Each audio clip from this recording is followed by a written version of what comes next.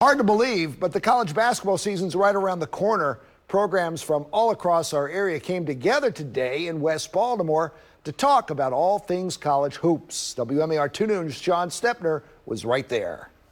7 schools, men's and women's teams gathering at Coppin State Tuesday afternoon to hype up their upcoming seasons. Loyola, Towson, UMBC, Navy, Mount St. Mary's, Coppin, and Morgan. For the Bears men, it's a new era. Kevin Brodus is the new head coach. The former Maryland Terrapins assistant replaces Morgan's all-time winningest coach, Todd Bozeman, and jumps right into the Coppin-Morgan rivalry. Last year, Coppin beat Morgan 3 times, and we're not trying to duplicate that. Terps legend Juan Dixon begins his 3rd season leading the Eagles. Sweeping the Bears last winter could provide a springboard for this season's team.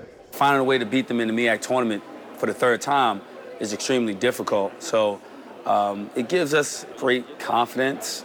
Meanwhile, it's another year. The UMBC men will play with a target on their back. The Retrievers are a year removed from that historic NCAA tournament 16-over-1 seed upset win.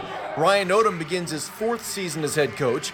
They lose their leading scorer from last year's team that won 21 games, Joe Sherburne. They return, among others, senior guard KJ Jackson. It was up to expectation, not just to get back to the tournament, but to win more games. On the women's side, for the first time in program history, the Towson Tigers enter a season fresh off an NCAA tournament appearance. Diane Richardson's team, coming off its first Colonial Athletic Association championship, returns 4 starters from the team that played UConn in the Big Dance. While it was a lopsided game, we continued to play the entire game, and our girls never backed down, never gave up.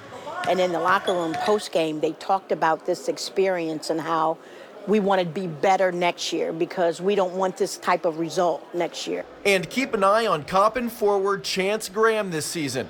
She's just 101 rebounds away from becoming the first Eagles woman with 1,000 points and 1,000 rebounds for a career. In Baltimore, Sean Stepner, WMAR 2 News.